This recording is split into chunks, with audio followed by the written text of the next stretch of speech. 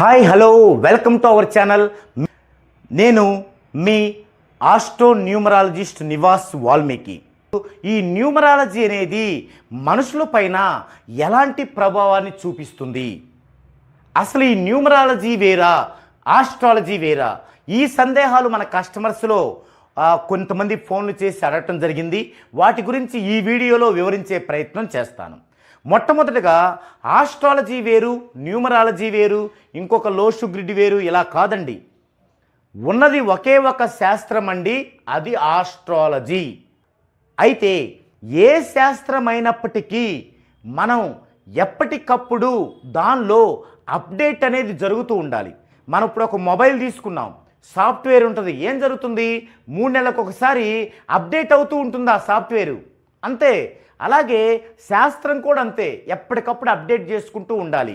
ఆ అప్డేట్లో భాగమే దాని తర్వాత వచ్చిన కేపీ ఆస్ట్రాలజీ, దాని తర్వాత వచ్చిన ఇప్పుడున్నటువంటి న్యూమరాలజీ. అయితే ఆస్ట్రాలజీ, కేపీ ఆస్ట్రాలజీ, న్యూమరాలజీ, ఈ మూడింటి మధ్య ఒక అవినాభావ సంబంధం ఉంది. ఒక న్యూమరాలజిస్ట్ ఒక పర్సన్ అవ్వాలంటే ఆ పర్సన్ ఆస్ట్రాలజర్ అయి ఉండాలి, కేపీ ఆస్ట్రాలజర్ అయి ఉండాలి, అప్పుడు మాత్రమే న్యూమరాలజిస్ట్ అయి ఉండాలి. అతనే మీకు ఫుల్ ఫెడ్జ్డ్గా ఒక కస్టమర్ వచ్చినప్పుడు అతని యొక్క రాశి చక్రం ఏంటి, అతని యొక్క రాశి ఏంటి, లగ్నం ఏంటి, నక్షత్రం ఏంటి, వింశోత్తరి దశ ఏంటి, ప్రస్తుత దశ ఏంటి, ఇండెక్స్ ఆర్పి ఏంటి, జన్మ వైబ్రేషన్ ఏంటి, ఇలా అంటే ఏమైనా దోషాలు ఉన్నాయా, బలమైన దోషాలు అని ఇలా పర్టిక్యులర్గా చూడటానికి వీలవుతుంది. సో మీరు ఆస్ట్రాలజీ వేరు, కేపీ ఆస్ట్రాలజీ వేరు, న్యూమరాలజీ వేరు అనుకోవద్దు. మొత్తం ఒకటే, అదే ఆస్ట్రాలజీ. ఆస్ట్రాలజీకి కొనసాగింపు, extension KP astrology. Astrology, KP ఆస్ట్రాలజీకి కొనసాగింపు న్యూమరాలజీ.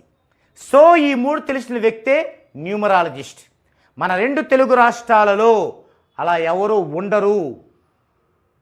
నన్ను మాత్రం మీరు అలా చూడగలరు. ఇది నేను గర్వంగా చెప్పట్లేదు, వినయంగా చెప్తున్నాను. ఎందుకంటే మీ టైం వేస్ట్ కాకూడదని. ఓకే, దీని గురించి ఇంకా పెద్ద టాపిక్ ఉంటుంది, అది ఒక వీడియోలో మీకు వివరించే ప్రయత్నం, పిన్ టు పిన్ వివరించే ప్రయత్నం చేస్తాను. ప్రజెంట్ అయితే టచ్ చేశాను. ఇప్పుడు మెయిన్ విషయం ఏంటంటే అసలు ఈ యొక్క న్యూమరాలజీ అనేది ఎలా పనిచేస్తుంది ఈ భూమి మీద ఉన్నటువంటి జీవరాశి మీద అనేది ఇప్పుడు చూద్దామండి.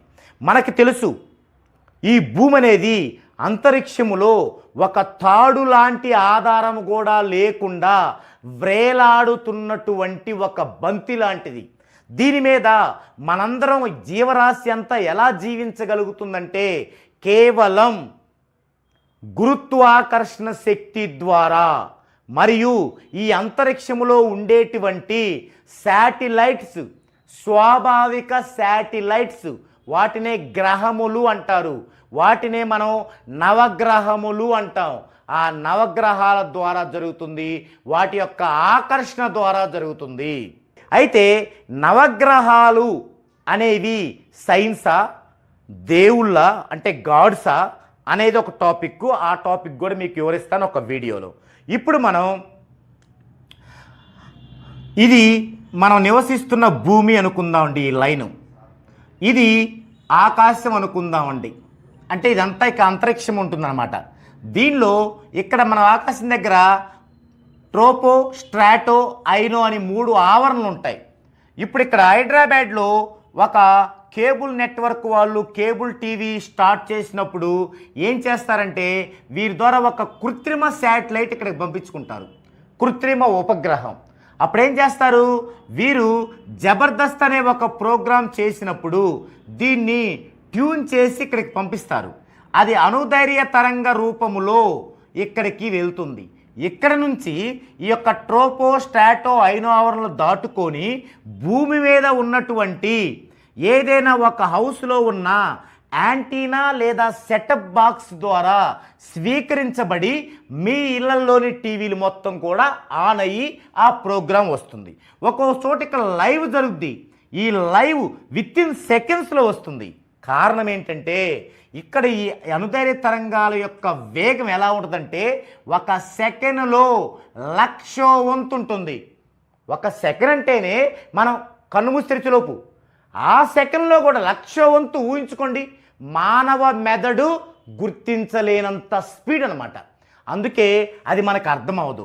ఇక్కడ నుంచి ఇక్కడికి వెళ్తుంది, ఇక్కడ నుంచి ఈ యొక్క శాటిలైట్ నుంచి ట్రోపోస్టాట్ ఆవరణ దాటుకొని ఈ యొక్క సెటప్ బాక్స్ ద్వారా మనకి వినిపిస్తుంది. ఇది రియల్, ఇది మనకందరికీ తెలుసు. మీరు చెప్పండి, దీంట్లో ఏదన్నా దైవశక్తి ఉందా? ప్లీజ్ అర్థం చేసుకోండి, దీనిలో ఏదైనా దైవశక్తి ఉందా? నేను దేవుడు లేడు అనడం లేదు, గుర్తుంచుకోండి, దేవుడు ఉన్నాడు. కానీ పర్టిక్యులర్ ఈ పనిలో ఎక్కడైనా దైవశక్తి ఉందా? నో, లేదు. Only scientific version. ఇదే సైంటిఫిక్ పాయింట్ మీద జీవరాశి మొత్తం జీవిస్తుంది. మరి ఇక్కడ ఈ యొక్క కేబుల్ నెట్వర్క్ వెళ్ళడానికి వీళ్ళకి కృత్రిమ శాటిలైట్ ఉంది. మరి మనకేముంది? స్వాభావిక శాటిలైట్లు ఉన్నాయి. ఏంటి అవి? రవి, చంద్ర, కుజ, బుధ, గురు, శుక్ర, శని, రాహు, ఇలా కేతు, ఇలా 9 శాటిలైట్లు ఉన్నాయి. ఈ ప్రపంచంలోని జీవరాశి మొత్తం 9 రకాలే ఉంటారు. మనుషులు తీసుకుంటే మనుషులందరూ 9 రకాలే ఉంటారు. 1వ సంఖ్యలు, 2వ సంఖ్యలు, 3వ సంఖ్యలు, 9వ సంఖ్య వాళ్ళు. వాళ్ళల్లో సబ్ లెవెల్స్ ఉంటాయి. మరలా డెస్టినీని బట్టి 9 9 81. అక్కడి నుంచి సబ్ లెవెల్స్ ఉంటాయి. 81 9 247. ఈ విధంగా విభజన ఉంటుంది. అయితే ఇక్కడ నేను నా ఫ్రెండ్ ఒక అతను చెన్నైలో ఉన్నాడు. చెన్నై, అతని యొక్క date of birth 10 birth date 10. ఇతనికి నేను హైదరాబాదులో ఉండి ఫోన్ చేస్తున్నా. నా బర్త్ డేటు 25 అంటే 7. నేను 7వ సంఖ్య వ్యక్తిని, నా ఫ్రెండ్ 1వ సంఖ్య వ్యక్తి. నేను అతనికి ఫోన్ చేస్తున్నా. మరి నేను ఫోన్ చేసే వ్యక్తి యొక్క సంఖ్య 1 అంటే రవి, సూర్యుడు. ఇది శాటిలైట్, ఇది అతను ఫిక్స్డ్ శాటిలైట్. నేను ఫోన్ చేశా, హలో ఎక్స్ అనుకోండి, ఆ పేరు ఎక్స్ అన్న. వినపడింది అతనికి, వెంటనే వినపడింది. ఏం జరిగి ఉంటుంది? ఇప్పుడు మనం చూసాం. ఇదే పద్ధతి జరిగి తీరాల్సిందే. అంటే నేను చేసింది 1వ సంఖ్య వ్యక్తికి కాబట్టి నా దగ్గర నుంచి ట్యూన్ అయ్యేది రవికి వెళ్ళింది. రవి దగ్గర నుంచి ట్రోపోస్టాటో అయినాలు దాటుకొని ఎక్స్ అనే మా ఫ్రెండ్ దగ్గరికి వెళ్ళింది. ఇదంతా కన్ను మూసి తెరిచేలోపు కాలంలో 1,00,000 వంతులో జరిగింది. అక్కడే కాదు, ఇప్పుడు నా ఎదురుగా నా ఫ్రెండ్ ఉన్నాడు, ఇక్కడే ఉన్నాడు ఈ రూమ్లోనే.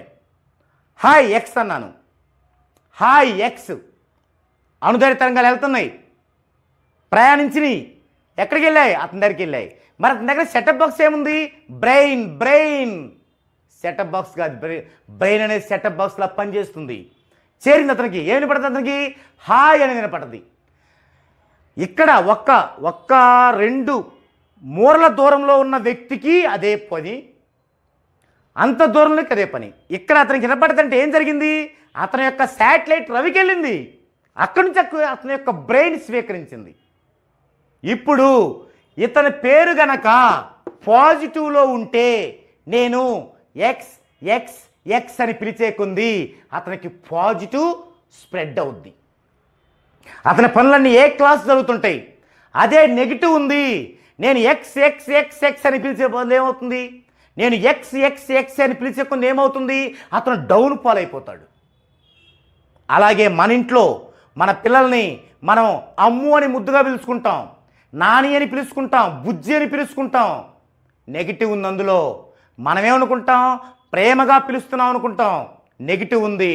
అమ్ము అమ్ము అమ్ము అమ్ము అమ్ము అమ్ము. ఇక్కడ బాగానే ఉంటుంది. ఎందుకు? చిన్నపిల్లలు, మనదేగా బాధ్యత. రేపు వాళ్ళు సెటిల్ అవుతారు, ఇండివిడ్యువల్ లైఫ్ కొనసాగిస్తారు, మ్యారేజ్ చేసుకుంటారు. పుట్టినప్పటి నుంచి ఇప్పటిదాకా అన్నటువంటి అమ్ము అమ్ము అమ్ము అన్నవి కూడా వాళ్ళ మీద డిజెస్ట్ అయిపోతాయి. సో ఇంత చర్య జరుగుతుంది. ఇంత చర్య జరిగినప్పుడు మీ నేమ్ అనేది ఒక మంత్రంలాగా పనిచేస్తుంది.